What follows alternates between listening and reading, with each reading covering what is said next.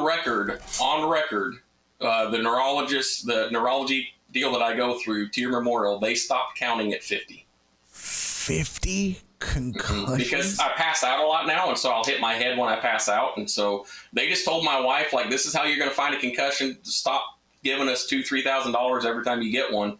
This is what you need to do. And so they just finally stopped counting, like, because I'll just your brain gets soft inside the. Try to get inside the camera here. Your brain gets soft inside there, and so it becomes like Jello, pretty much. Without further ado, joining me on the program right now, Mr. Nick Morrison. Nick, what's up, buddy? How are you? Hey, Barry, how's it going, buddy? Good, man. Good. That was fantastic, dude. And you were telling me during our lunch, that is a real story. That is not, I mean, that happened. It's a very true story. The only thing, and you know this in comedy, sometimes, something else happens. And so the airport happened with another friend of mine flying when he came to meet me. And so I got their permission, and so tell that story. But, in comedy, I learned this from Jim Gaffigan that, he tells stories that his brother happened to his brother. And so that's the only part of it that's a little bit off, is that the airport happened with someone else. But the entire story, 100% true. There's actually a whole nother part of it that gets really funny where he was like, man, I don't see how God can care for me. And I said, well, pray that he shows himself to you, that you know that he cares for you. And now, no joke, almost every peanut he opens only has one peanut in the shell. I mean, it's happened over and over again. So that is hilarious. It just gets better and better. Yeah, man. And that's the thing, dude. A lot of people don't realize, but you and I were talking about this. There's not a lot of, sometimes the truth is funny, but not always. And so comedy is rooted in the truth, but there's a ton of embellishment that has to happen for a story to actually be funny. That's just a fact. That's just, it's part of even growing up, when you would tell stories to your friends or when you tell stories to your family, we tend to put a little pizzazz on the story to make it, put a little flair on it. So yeah, it's, and when you're writing, you'll sit and you'll think, what would be the funniest thing that could happen in this moment? Yeah. And then you're like, okay, that you're going to write that in. What's funny about that steel ball story, though, is that all happened. It even got better. He actually got the steel ball taken out because he lives in Colorado and he likes to run. He said, first of all, it was swinging over and hitting its buddy, and so it was hurting a little bit every time he'd run. And then second of all, I don't know if you ever licked metal in the cold. You're in Houston, so it's not too cold there. But he said he'd have to pour hot water on himself sometimes after a run. So it's sweating. So he got it taken out. But here's what really surprises me about that whole story. About 1 out of every 4 or 5 shows, I'll have someone come up to the merch table afterwards and tell me somebody they know that has a steel ball. And so there's like a whole medical deal to it. I don't want to get to it on your show, but it's crazy when you dig into the history and why they put one of those in there. So it makes sense when you dig it. What are the options? You could get a steel ball. You could get like a. So the reality is it's based on your age when you do it. Like if you steer a bull, they lose a ton of weight. And so, like, let's say someone has testicular cancer, or as a kid something happens and they lose that, they need to put something there for the subconscious to feel the weight, so it'll keep producing testosterone. So that's why there's a whole. It's amazing to me how many people actually have one. But based on age is how much weight you have to have. It's a rabbit trail that you can go down, and you'll find yourself at 4:00 in the morning trying to wash your eyeballs out with bleach, wondering why I went down that rabbit trail. I can totally see me going down that YouTube rabbit hole. And you know what it reminds me of? Every time I see that bit or we talk, it reminds me of The Jerk. What's okay, baby? You didn't know that was Iron Balls McClain, and yeah, exactly, every time. I can't believe we haven't called him Iron Balls McClain yet. Oh man, we're adding that one to the names. Yeah, we're adding that one to the names list. Not? Iron Balls McClain. I can't believe my favorite jerk. I do it every time. I drive my wife crazy because every time I'll be like, hey, I'm going to take this with me. It's all I need is just this mouse. That's all. Well, this mouse and this book, and that's all. Just mouse and this book. I'll waste 20 minutes going through everything just because it's my favorite part of a whole movie is just that little brilliant bit that apparently was ad-lib, which makes it even better. Oh, really? I didn't know that. That's why I read that somewhere. I don't quote me on that because, I read a lot and you can never trust everything you read on the internet. Have you listened to his book, Born Standing Up? Have you read it? I actually have not. You're like just this week, you're like the third person that's told me I need to read that. So got it. Dude, I don't read. I mean, I can. I want to point that out. I can read. I just don't read. I just like to listen when I drive and go into gigs and stuff. And it's a great book. So highly recommend you check that out. And now apparently there's a, I just saw it. It might be on Apple TV, but there's or Max maybe, but there's a new, I guess biography or whatever about him, or a documentary about him. So yeah, dude, dude, The Jerk was one of my all-time favorite movies. Just so great. So many quotable lines. I quote that and Dumb and Dumber probably more than any other movie.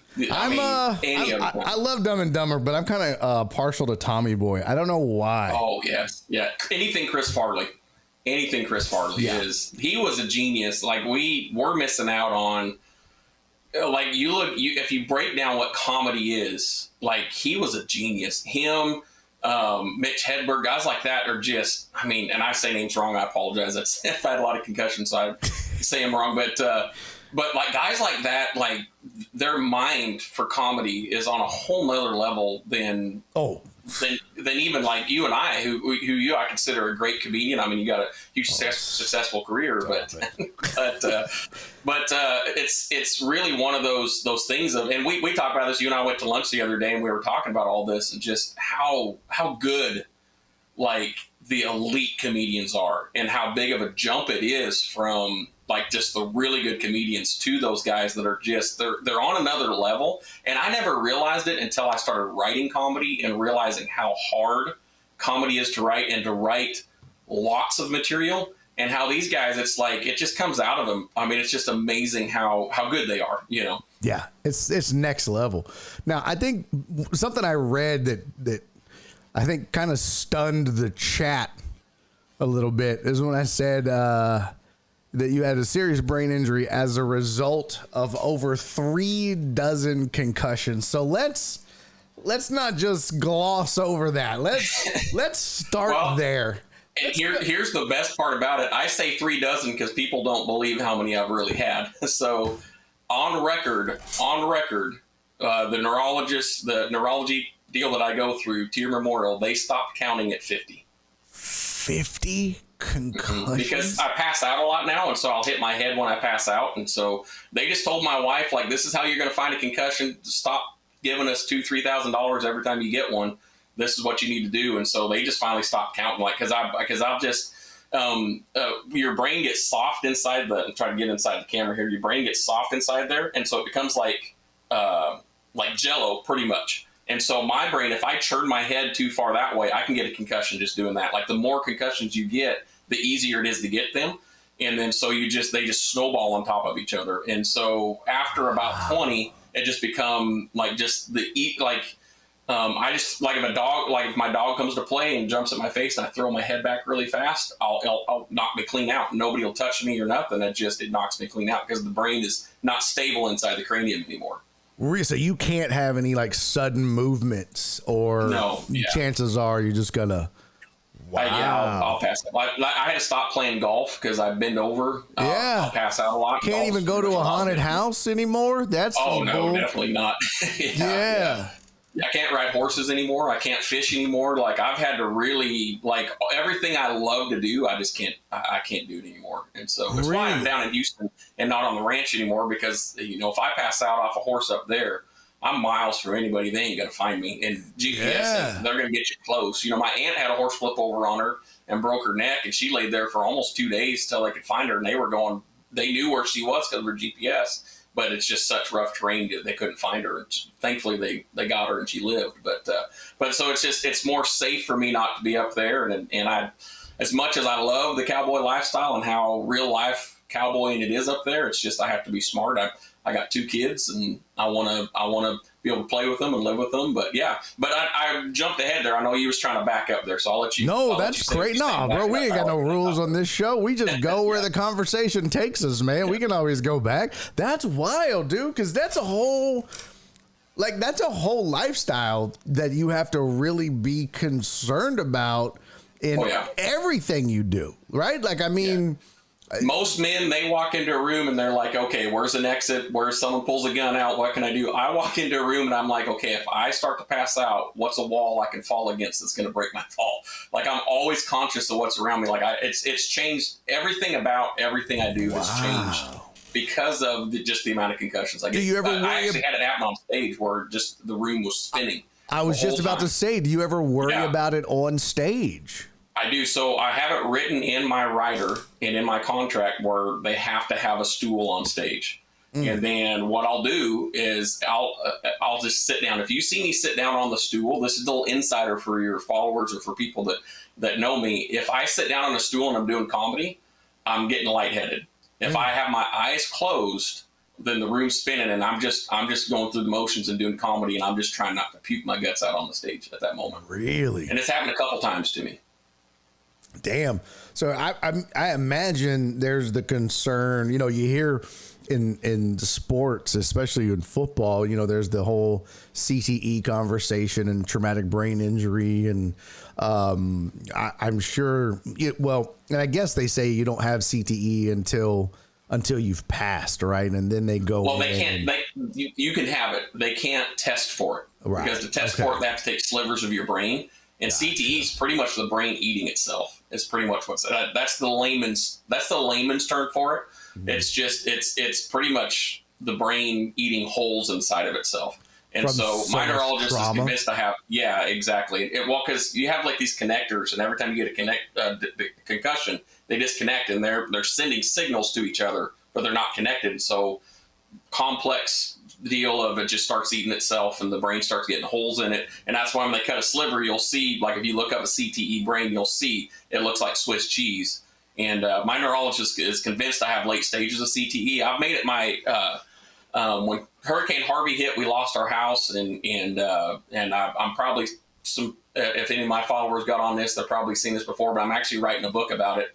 Because it's become my goal to really help people with concussions, but also to bring some light to people who have family members with concussion issues. Because about 6 years ago, Posey, he's a bull rider from up north, had his career end, and he went in a garage and wrote a note, said, use my brain for research, turned the car on and killed himself. And so at that time, you started seeing a lot of bull riders, but more their wives started all posting on Facebook, like, you don't understand the struggle that we're going through. Because guys, we don't want to talk about it, but then the cowboy mentality is even more, I don't want to talk about it. And so I'm finding out close friends, like I had a couple guys that we knew. I got a friend, Heath Ford, he's probably had 20, 30 concussions. His last 5 or 6 bucking horses he got on, he would nod his head and then knock him out, and he'd wake up. Houston Rodeos, he finished second at the Houston Rodeo, and they had to go find him in the locker room. He didn't have a shirt on. He was down to his skivvies and his underwear. They're like, Heath, you're in the final 4 round. You got to go get on your horse. He jumps out there and wins $30,000, finished second place. Doesn't remember any of it to this day. Him and I were down at the Houston Rodeo this year back behind chutes helping some guys, and we were laughing about it because, I mean, he's same age as me now, so that's years ago.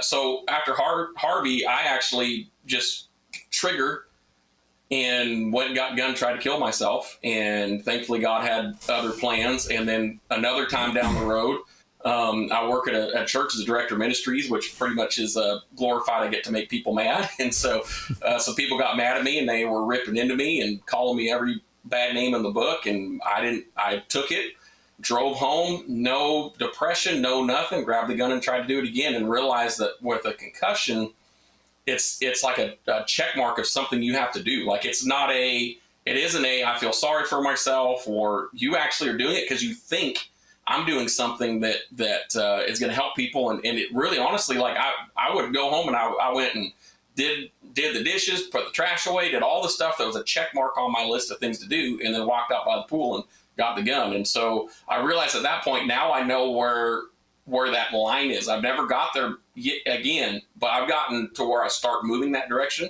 And so I can't afford to let stress in. Like I can't afford to let people's opinions. You and I were talking about this over lunch the other day of just, not letting, who are you trying to impress, the comedians in your local market, or are you trying to impress the other people? And that spoke volumes to me because, I can't afford to take that stress on because, not because, it'll lead me down depression, but because of how quickly it happens with a brain injury. And so I've dedicated my life to helping people with this issue. And I've been on the phone many times with a wife will call me and be like, hey, my husband, someone gave me your number. He's trying to kill himself right now, and talking them down from it. But knowing how to talk to them, because that's a lot of pressure. Yeah, well, with concussions, the worst thing you can say to someone is, you don't want to do this. I know I don't want to do this, but yet everything in me wants to do this. You know, football players, you talk about football with CTE. Here's something that's really interesting they found. If you notice a football player gets a concussion, and they've got to practically tackle him to keep him from going on the field, because everything he wants to do is go back on the field. That someone else has to hide his helmet. Somebody else has to pretty much tell him no, because when you get knocked out and you have a concussion, there's something triggers in your mind of, I have to finish whatever it was I was doing. So like if I'm going to the trash and I pass out and hit my head on the counter and knock myself out, my wife can tell I got knocked out because I'm knocking her over trying to get that trash bag, that trash in the can. Like it's like everything I have to do. I cannot finish until I finish this task. She can't take it for me. I have to go do it. Wow. And it's like this thing that triggers. And so you see that a lot. So when you start to recognize those, that's why I'm kind of writing this book, is because I want you to see from the mind of someone who's had as many concussions as me. And the doctors think why I'm still so high functioning is because I have a very high IQ. I was on the Mensa scale as a teenager. Oh, snap. And so my brain is kind of adjusted. But all the damage is from my front right lobe.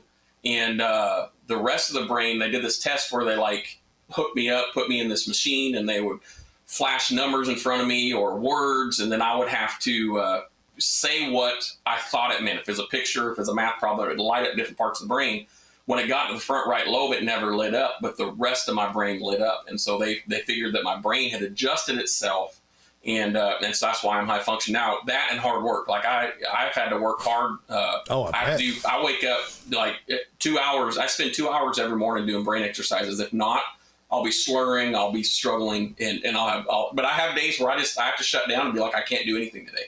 Give me an example of like some of the brain exercises you do each morning. So I vary them, and it'd just be anything, just apps on the phone. I'll do puzzles. I'll do Sudoku. I'll do Mahjong, solitaire, just anything that makes the brain think. And then I'll look up a dictionary and I'll just scroll through it and I'll just read out loud. And just the reading helps with the speaking, because if I don't do that, I'll start slurring and stuttering and things like that. Yeah. Really? Well, so I have to work hard every day. And when I go on stage, I really have to work hard ahead of time just to make sure. I can't imagine. Like, I feel bad because I'm like, and dude, what's crazy is you don't use a set list. I have to take a set list on stage because I'm like, I'll forget what's next. Bro, I haven't had 50 concussions either. I'm just an idiot. I'm just an idiot.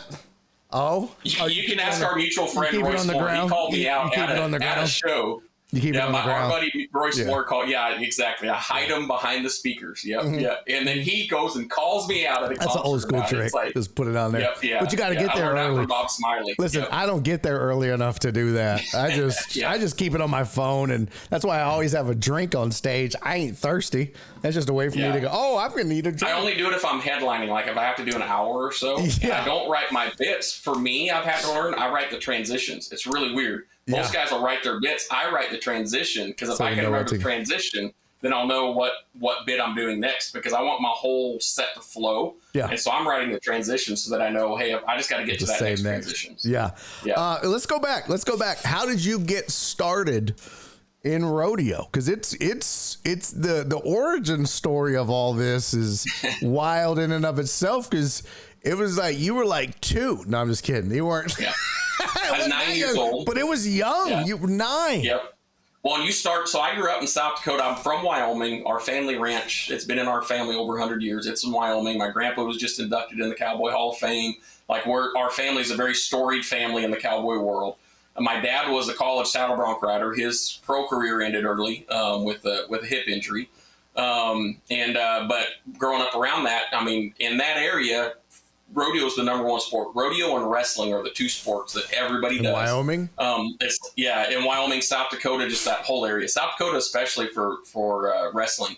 But saddle bronc riding is kind of the big sport, but you start out with riding steers, get used to the motion, and then you kind of graduate from that. And so I enjoyed riding bulls. So I started riding steers when I was 12 or about 9. And then by 12, I was getting on like younger bulls, 2 and 3 year old bulls. And then by the time I was 14, 15, 16, I was riding, full time. And you can't go pro till you're 18. And so I didn't get my pro card till now, I want to show this because you sent a couple of pictures here. What is this that they're looking at? All right, so this is a college rodeo.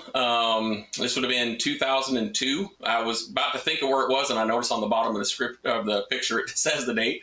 That's 2002. That's a short round rodeo. You have a long round where everybody competes, and then the top 10 will narrow down, and then they ride a ranker set of bulls. This is a bull called, I think his Wild Bill was his name. Travis Eckroth owned him. Just a sweet bull. Round to the right, just really fun to ride. It kind of floats in the air. So that's me. I'm 19 years old, I think, in that photo there. And he just was fun. Like he turned back right in the gate. Turn back means spin. Really float in the air. Just a real fun bull to get on. Triple J, the guy that took the photo, is one of the top rodeo photographers. He just passed away last year, but he's solidified a lot of that. And you actually see the camera back there. I didn't even think about this in that picture. They were doing Fox News was doing or not Fox News, but Fox Channel was doing athlete of the Powerade Athlete of the Month, and I was that. And so they were filming like a short documentary on me. So that's where you see that old school camera in the background there filming me on that deal. But yeah, so that's kind of what that is. Crazy.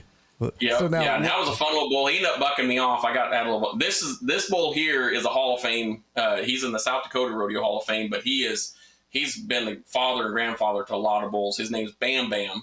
And he, as you can see, he's turning back right in the latch. Bam Bam? This was Bam Bam. Yeah, this is toward the end of his career. He's the same bloodline as like Lily Yellow Jacket. A lot of them really famous bucking bulls from the late 90s, early 2000s. But growing up, he was like a big bull, big name bull. This is actually about 4 seconds after this, I broke C2 in my neck. I dislocated my right shoulder the night before, and I was getting on him. That at this deal, I was 18 years old, and I was trying to protect my right shoulder. I didn't want it to pop out, so I was kind of making moves a little late, and I got a little behind him. I landed on the back of my head and broke C2 in my neck. But this is one of those pictures where people, especially up north, when they see it, they're very well-known bull where I come from. So yeah, that's crazy, dude. Yeah, so that's kind of a little bit of what I've done. So both those are kind of some younger pictures when I was younger and stuff. So you started at a very young age, but it was like you said, this was a family thing, right? Like this was. Yeah, my brother rode saddle broncs. He was really, really good. Our whole school. So school. What's that? Go ahead. I was gonna say, was there pressure from your family to do this? Like if you were to be like. If you were like, you know what, I want to be an accountant, or I don't want to do this. I want to go. Oh, you did? And my dad let me play. He was like, whatever you need to play baseball, and he put the rodeo on hold and let me play baseball, and I loved it. And then all of a sudden, I got to wanting to ride bulls again, and my dad just whatever we wanted to do, he was going to make it happen and make it happen well. Bull riding. I mean, I was 9 years old and the 1992 world champion that year. I was 9 at night. The year he won it, come and stayed at our house. His name was Cody Custer. And I remember like he slept in my bed. I slept on the couch, and I was like, I didn't want to wash my sheets. I didn't want nothing. I was world champs in my house. Coolest thing, and they ended up being really good friends with him. Still to this day, very good friends with him. He ended up being one of my traveling partners, which means when you're traveling down the road, it's the guys that you're in the car with. And so my dad never pressured us, never nothing. That's good. But he built an arena for us. We raised our own bucking horses and bulls that we hauled to rodeos, so I could get on. Anytime I wanted, we would just go out in the arena and get on. And so was able to practice anytime I wanted to. And my brother was a very good saddle bronc rider. So our school, that's what I was saying, was our school. I was 45 miles from my school. And that school pooled from like a 90-mile radius. So I was 45 miles from that school. And then K through 12 maybe had 150 students total. Wow. Our class... almost everybody rodeoed. In fact, a lot of the guys we rodeoed with, Jeff Willard went on to win a world championship. Like he was a saddle bronc riding world champion. I want to say 2000. 4 or 5, something like that. But a lot of our friends, a lot of the guys that I grew up with, they're all like in the early 2000s. They were the guys. They were the guys everybody had was fans of. They were the top guys in the world. And so not only did I grow up in an area that was big in rodeo, I grew up in an era in South Dakota that was considered like the golden era. Like there's so many guys that went on to NFR qualifications, world championships, Indian rodeo finals, world championships. I mean, just so many like top end pro guys came out of that little area in that time. And so it was just something you did. You loved it. Your friends did it. Everybody around you did it. And so it was just natural for us. Following my dad's footsteps, and my brother was one of the best saddle bronc riders out of that whole group. And then his rookie year on the PRCA tour, which is the professional rodeo tour, he broke 6 and 7. I can't remember if it's T or C, which one it is, but he's paralyzed from the chest down now. And he lives a very successful life running a website. I encourage everybody to go check it out. thebreedersconnection.com has huge sports connections because it's pretty much like an eBay type site for bucking bulls, semen, calves, really? Different things like that. The other day, they just did a sale, 40 lots, which means they sold 40 bulls and broke $1 million that week in sales. But he has a big name. He'll have all kinds of sports guys, quarterbacks, baseball players. They're all buying comedians, Larry the Cable Guy, guys like that, all buying bulls through his site and stuff. Really? So he's considered one of the top bucking bull experts in the world, and probably bucking animal experts in the world, actually. And so he's very respected in the rodeo industry, and all of that despite having a broken neck and being in a wheelchair. So me, when I had my career in at 21 years old because of an injury, just a fluke accident, I couldn't feel sorry for myself because I at least got to ride professionally for 4 years, even though it was all injuries, broken neck, come back to that, broke my back, come back from that, tear my shoulder up. Like it was just, and all the concussions and torn groins and broken ribs and broken tailbone. That's the most, people always ask what's the most painful. I went to get off a bull, got thrown in the air, and I landed on top of my foot, and the spur hit my tailbone and split it into two. It is to this day, if I'm on the car longer than about 6 hours, it gets to hurting, and it's to this day the most painful thing. And then I get up and I'm running, and I can tell it's broken, and this bull comes in behind me, and so I'm like booking it. I go to jump over the fence and flip over the fence and land on my butt. And that moment in life was the most painful thing I've ever gone through in my life. I just laid there and died. Yeah. And I bet when your wife was giving birth, you're like, I don't want to hear it.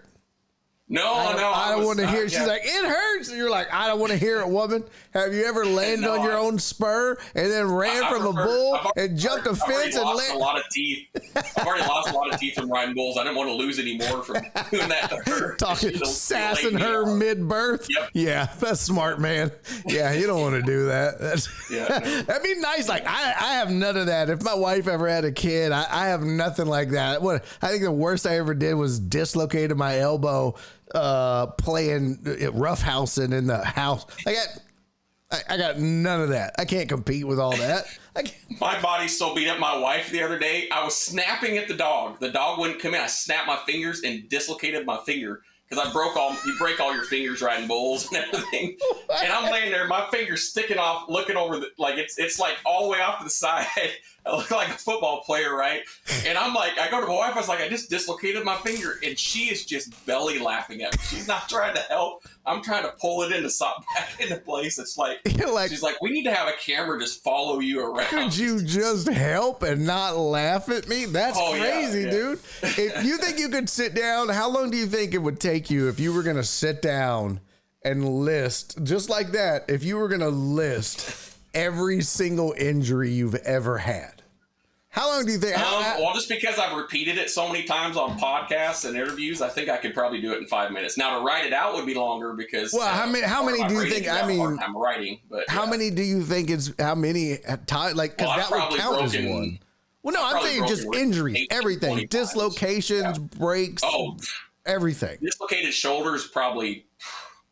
We're approaching 100 dislocations between the two shoulders because there's a video of me, and I remember when it happened, and it was floating around for a while. my shoulder dislocated and it's hanging out, right? And so I go behind the chutes and the buck and chutes, and I go back in the area, and I have my buddy, I climb up on the fence as high as I can. I have my buddy put my hand up on the deal, and I close it, and I said, hold my fist. And so he held my fist, and I jumped off of the fence and popped my shoulder back in. And I look over, and there's the cameraman. I just see the camera on the ground, and he's just puking his guts out over the camera. And it was on his camera at the time. The live broadcast was on his camera, so you just see the camera fall and then just puke flying out. It's like, if anybody has a copy of that, I want a copy of it, because it's still one of the funniest things I ever seen. That is.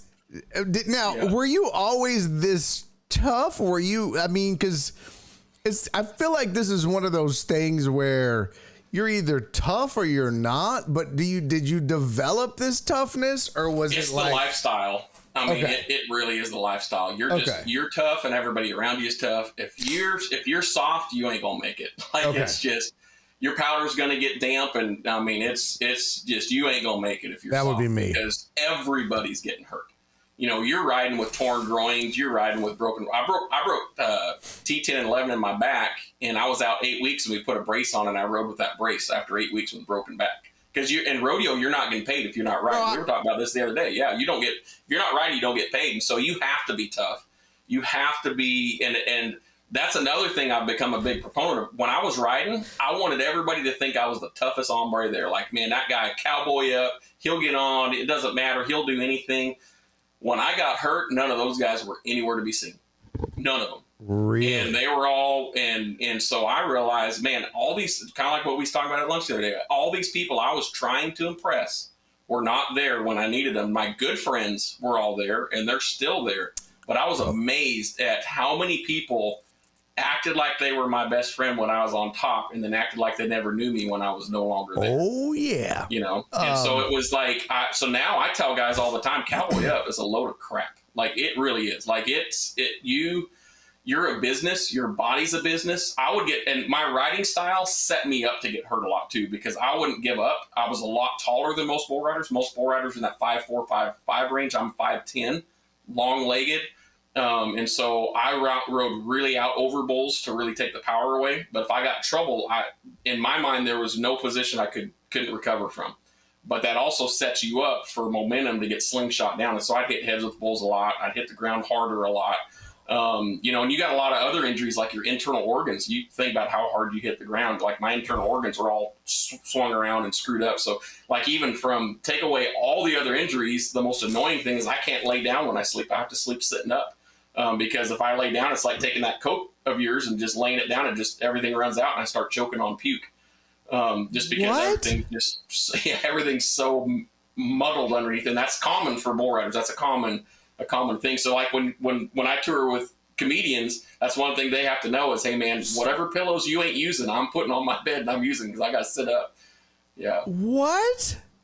Nick, this is crazy, bro. You said sleep like a vampire or a bat. You're just like, bro. How do you... If I can't lay on my back, because I'll start choking. My wife will wake up, and I'll be like, I'll slide through the pillows, and I'll wake up choking on my puke, and she's waking me up trying to keep waiting because I'm just sitting there gagging on it. So, let me tell you something, man.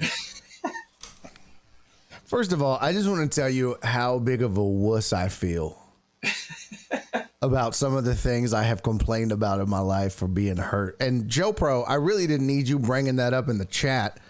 One of the viewers, Joe Pro, said, has he ever thrown his back out putting a Diet Coke on the roof of his car? Kiss my ass, Joe Pro. Excuse my language. Back in the day when I was on the radio, Nick, I had gotten to work one day, and I was going to get my stuff out of the car to head into the studio, and I put my soda on the roof of the car, and I threw my back out, and it was so funny to everybody, and I was literally out of commission for a while. I was just like, oh, and everybody's like, how'd you do it? Were you playing ball? I was like, nah, just put my soda on the roof of the car. Dude, that was so embarrassing. Hey, you know how out of shape you gotta be tough, reaching for something? I can act tough, but I'm gonna tell you something. The other day, I went to fill the dog food up. I went into the garage, and the light was off, and I went to scoop, and a mouse ran up my arm, and I'm gonna tell you, I don't care how tough you are. I'm just glad of two things. Number one, no one that my was there. scream was on a lower spectrum and it wasn't high pitched. And number two, that I didn't pass out from the sudden rush of blood going to my head. It was like I was like, what That's was that? good. Oh no, my scream would have definitely. My wife would have been like, "Wait, who is that girl in this house? What is he cheating on me?" Yeah, oh man, are you kidding me? Bro, that's crazy because I almost canceled this show today because I have this pimple right here. That's how much of a wuss I am, dude.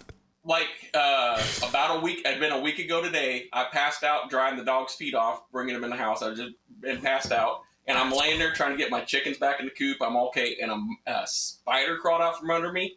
Man, I'll tell you what, I was moving. I was like, I might be tough with injuries, but I'm a wimp when it comes to all that other stuff. I've become a germaphobe because I get sick so easy now because my brain doesn't. And so like I won't even drink my own water when it gets down to the end. I won't drink after my wife is drinking something. Really? If I shake someone's hands, I'm getting Germex out. I've become a major jerk. So I may have been tough, but I'm gonna tell you something. Everybody that knew me growing up would be like, I was the wimpiest cowboy of all of them. So I may sound so tough now, but I'm gonna tell you, if we're going down the road, I'm sure letting everybody in that car know exactly how much pain I was in. So it sounds tough now, but the guys that know me, that traveled with me, they'll probably tell you otherwise. So, that's fantastic. The whole deal is don't ever show hurt in the arena. You walk out of there tough. Really? You go in the locker room and then you cry like a baby. But you're crying with your fellow cowboys, right? You're just not showing it out there. Yeah. Does that happen a lot where, you're watching? Yeah, I imagine that would happen where you see something happen to a cowboy and you're like, oh, he's going to be crying in the locker room. And you can tell, you just know. I think the most famous one was, I want to say 96 or 97. If you've seen the movie 8 Seconds, you know Tough Edeman. Okay. Tuff Edeman was the travel partner. He rode for Lane, won the world title. That was the PRCA. The PBR was formed. That was the tour I was on. It's professional bull riders only. That's the big money one. And Tuff had never won a PBR world title. And so his last year or second to last year, all he had to do was cover his last bull at the PBR finals in Las Vegas. And he was the world champion. And he bucked off at like 7.3 seconds. And he got so much flack because he just folded his arms and was just trying to hold all his emotion and just walked out of the arena. And everybody that doesn't know him or doesn't know the situation is all, oh, look at that baby, but they don't understand like how much work is put into getting to that place and being there and how much emotion and getting that close. Because the PBR World Championship, a lot of people don't know this, comes with $1 million bonus. Oh. So not only that, I mean, you're that close to 0.7 from $1 million. Yeah, exactly. And a world but I mean, Tuff championship. he's made well on his own. The movie made him super famous, and I've never but really still, he's another guy that has a lot of concussion issues that didn't know they were concussion issues until you start kind of digging into it and realizing he has a lot of the same issues as me. Like I'll be driving. I was driving back from oh shoot, what's the club downtown in Houston that has the 3 rooms going, the box and all those. I was driving back Secret Group. I was driving back from Secret Group, put in my GPS, and I brained out and didn't know where I was, didn't know what city I was in, all that different stuff. And so I'm driving around Houston trying to figure out where the heck I am. And so there's a lot of those things that you don't realize are concussion related, but they end up being like that, later. That's scary, dude. Do you have like a contingency plan for that stuff? I mean, so I do. I have it in my phone. How long does it last? Is it? I mean, I don't want to call it an episode, but what do you? Well, we call it a brain episode. Is exactly what we call it. But it usually depends on how quickly I can get everything kind of back in the coop. If I can start piecing things together, I can get it back. There's times that it starts happening that nobody else knows. My wife will be the only one that knows. But if it keeps happening, like if I'm in a loud restaurant and people are trying to talk to me and I can't hear them, it comes on really, really easily there. Or if or we were in Germany, you'll like this. We're in Germany, and it happens. I'm riding with my brother-in-law. He's an army captain, and I'm riding with him, and it happens. And the first thing I do is I try to read everything around me and try to piece together where I'm at. Well, I'm reading words, and it's all in German, and I'm like, crap, I forgot how to read. Like I don't even. You're like, this is a bad one. I can't comprehend. I'm in another country, right? So you're like, this is a bad one. I'm not even seeing words. Exactly. There's a lot of Z's and W's and stuff. And it snowballed really bad. to where now I'm like, did I get kidnapped by this tatted dude beside me? I don't recognize him, and like all this stuff. And so, but once I can get latched onto something, I've never forgot my wife. I forgot my kids, but I've never forgot my wife. And so as long as I can latch onto her, I can piece things back together. And we've learned kind of how to combat that. A lot of this I've just learned to do on my own. So you just kind of work with it, and yeah. That is frightening. I mean, that is. And have you had people like help you? Like, you know? Yeah. So most of those that are around me know what's going on. Like, I let my close friends know, or anybody I'm on tour with comedy know, you know, because I don't want to just go. I don't want to be in a green room in some theater and then just not know where I am and start walking off somewhere. Yeah. Like I tour a lot with Bob Smiley, and he knows, you know, there was one time I was driving, something didn't feel right. I pulled over the side of the road, put it in park, and then immediately went into a seizure. Like, that freaked him out, stuff like that. But I usually can handle it pretty good. It's really weird when I'm on the road. It doesn't happen that much. It's like my brain compartmentalizes it all to the side. And then when I get home, it just all hits me and so usually if I tour for like 2 or 3 weeks at a time, I'm about 2-3 days at home, not being able to do anything for a while. So just kind of have to learn to adjust on both sides of that. Yeah. Dude, that's wild, man. Have you, so you said you're writing the book, and are you working with like specialists or people that are studying this? Because it sounds like you have a pretty special case. Yeah, so just mainly the neurologists that I've worked with and stuff like that. But I actually don't work with any neurologists anymore because no insurance will pick me up. I'm too high risk. When they see the extent of my brain injury, none of them will pick me up. And so I actually have had to quit going to a neurologist and just kind of.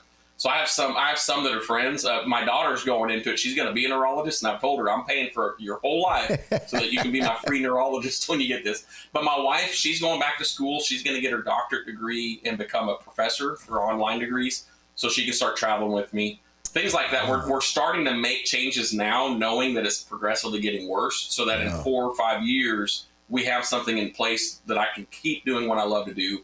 I can keep making people laugh. I can keep inspiring people, motivating people, but not having to stop because of my circumstances. Well, let's talk a little bit about that. I mean, we're running out of shit. I could probably do this for hours, but let's talk a little bit. You do motivational speaking because of your journey, because of dealing with this for a lot of your life. Talk a little bit about that. How did you get into motivational speaking?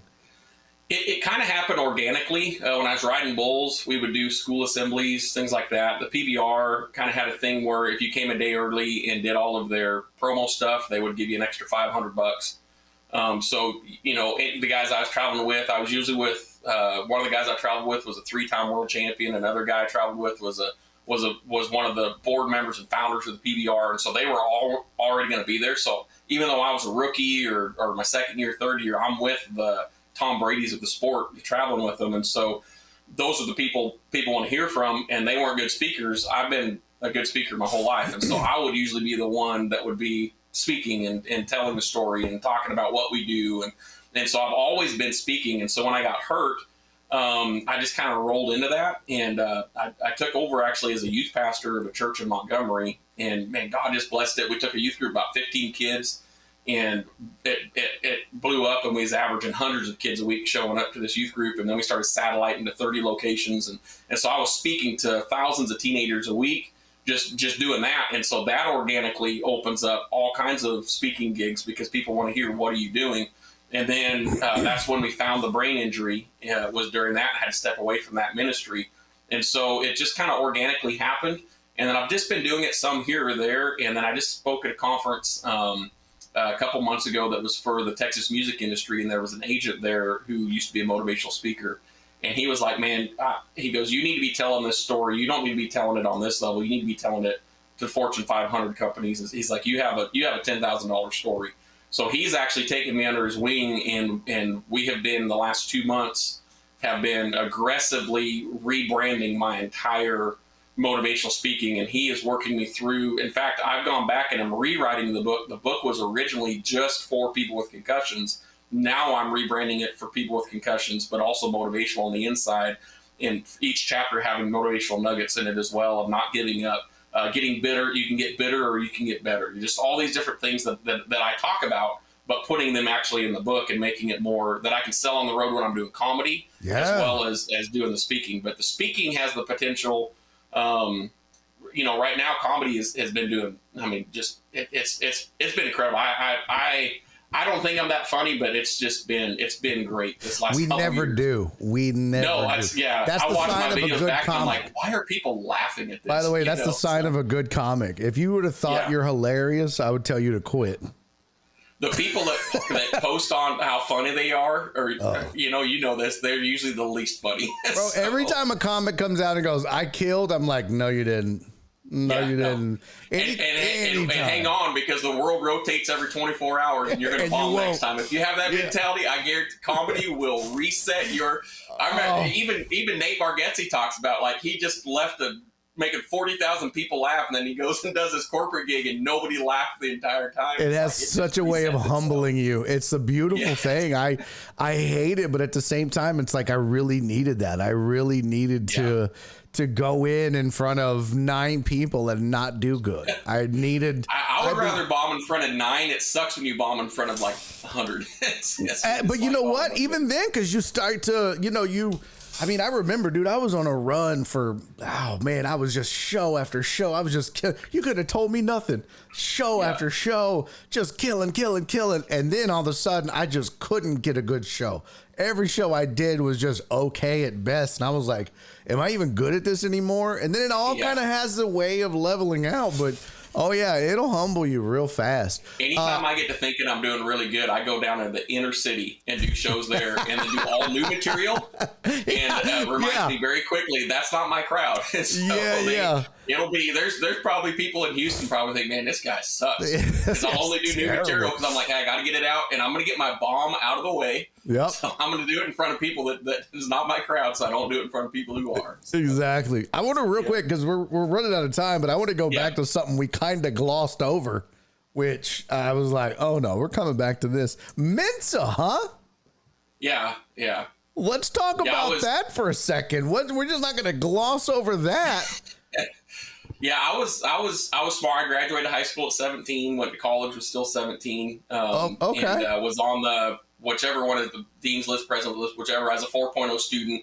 Was staying a 4.0 student all through college until the concussion. I got knocked out 3 times in one night at one event, and I struggled to get C's from that moment forward. Like I went from straight 4.0 student to struggling. But I'm one of the weird guys. I like to learn. I think that's why my brain also is doing so well. Is because I don't let it settle. But yeah, so I had a math professor that was like, hey, I want to test you. He said, you're answering these math problems way too quickly. So he said, you're either cheating or your IQ is on another level. So he got an IQ test. Now, when was this? This would have been in the year 2000. So I'd have been 17, almost 18 years old. Okay. So this was kind of at the end of high school. No, I was in college at this point. Oh, you were in college. My freshman year of college. Yeah. Freshman year of college. Yeah. And so he had me tested and I have it written down somewhere. I can't remember what the number was, but I was like 4 points above the Mensa scale.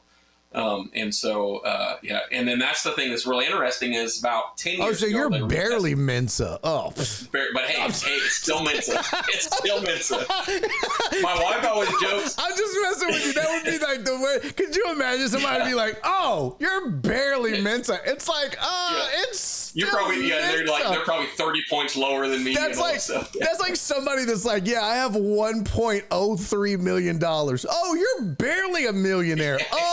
They're still a millionaire. You know what I mean? Like, you're barely Mensa. Well, so I got tested again 10 years ago, and I'm now 2 points below the Mensa scale. Oh, well, so it's really interesting that that was one of the things they wanted to test was I've lost a lot of knowledge, like remembering things. Numbers are now hard for me. Oh, really? I don't have a lot of memories. I don't remember much of my college years. Most people, it's because of a different reason than me, but I don't remember that much. But I only dropped 6 points on the Mensa scale, on the IQ, which was really interesting. That was 10 years ago, and I'm sure I've dropped a lot more since because I just haven't tested again. Well, yeah, but when you consider all of the damage that your brain has suffered, so yeah, Joe Pro said this is another winner, Barry. Such an interesting interview. Thank you. Yeah, man, I appreciate that, Joe Pro. I knew it when we were having lunch. I was just like, I got to get Nick on the show. I always like to have like the way the genesis of this show started. Nick was I was doing ESPN radio, and during COVID, I was just doing interviews at night because we were bored. And so I was just bringing on random people. And then when I got laid off from ESPN, I started this show, Barry on Deck, and I was still doing interviews because that's kind of what I was doing. And so I still do it. I'm just like, yeah, let's just bring on people and chit chat and stuff. And so it's kind of because a lot of times people are like, hey, you want to do my podcast? It's usually just like an hour, but I'm like, nah. I do both.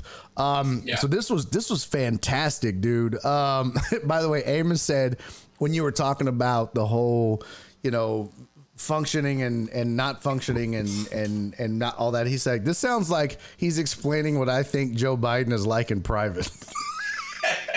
I tell that people say with a brain injury. That's so funny, Amos. That's my lead line that I'll use that doesn't go as well in the city is people say, why are you doing comedy with a brain injury? And I'm like, that is sense, but then I watch someone with way more brain damage than me become president of the United States. And so it's like, if he can do it, I can do it. And so that's so fantastic, dude. Well, bro, this was fun, man. This was a lot of fun. I appreciate you taking the time to do it. I'm glad I checked my phone because I was like, that's because I usually turn off my my notifications during the show, so I'm always. And I saw you had that, and I was like, if he doesn't see it before, I'm going to jump in his chat and say something. Yeah, that's smart. That was absolutely. I was panicking because I was like, oh man, I don't know, I didn't get it, and my brain doesn't. I never saw that I typed it wrong until you said that, and I was like, oh no. So that was my fault. 100%. I apologize. Hey, no worries, Dre. I appreciate that. Dre said this was a great interview. Yeah, dude. I'm telling you, man. I knew it. I was like, this is gonna be a lot of fun, and I appreciate you doing it. And I will have this posted up. I'll carve this out. I always like to take the interview, so I'll get this up in a couple of days. Nick, this was fantastic, man. I have the links, but tell everybody. I mean, pump what you want to pump, promote what you want to promote. Tell everybody where they can find you. I'm putting the website and the socials in the chat right now, but whatever you want to push. I need to rebuild it back up. I stopped posting videos and lost tens of thousands, lots and lots of followers because I haven't. Barry knows why. I legally can't say why. So, right. Until for a couple more months. But Nick Morrison Comedy for that. I do have an @Nick Morrison Comedy for Facebook, but they just changed my normal account to being a professional account as well, and I get paid more money on that account than I do the other, so I'd rather people follow me there. So it's facebook.com /PNickM, or @Nick Morrison Comedy. You can follow me on both those, and then the website. And then that Biden joke I just told earlier got me suppressed on YouTube, so I don't use YouTube anymore. But so you can. They shut me down over that joke. Really? But, they shut me down. I mean, did somebody report you, or was it just like? Yeah. Oh yeah. Oh. Yeah. It was. Yeah. Someone reported me for being offensive, and I was like, that's so stupid. Yeah. People are they're weird. But they don't understand what comedy is. But anyways, I don't want to hold your audience up there. But those are and then nickmorrisoncomedy.com. Check on there. I don't put all my shows on there because most of my comedy shows are corporate gigs. I would venture to say that right now I'm 85-90% of my gigs are corporate gigs, and so my calendar on the website looks like I don't have anything on it. But believe me, it is very full. So what I learned to do, man, in that regard, and it's kind of I mean, you do what you want to do, but what I would always list my private gigs, because what it does is people go, oh, he does privates too. Yeah. So I'll put privates on just so people know that, and then I'll get people that will hit me up to do private. So Mark, I appreciate you. Mark said great interview and show. Time to drive. Appreciate you, Mark. B. Hannon said good stuff. Thank you, buddy. Donna, I appreciate you. She said good interview. John Dorier, thank you. This was great. Uriel, I appreciate you. Trey, I appreciate you. Hey, Nick, thanks so much, man. Thanks for doing this. Thanks for taking the time, man. Yo, that is Nick Morrison. Man. I put all the stuff in the chats. Go follow, go support, as I always ask you guys to do, and you do so well. Nick, thanks again, bud. All right, bud. That is Nick. Go follow, go support, and that's another edition of Barry on Deck.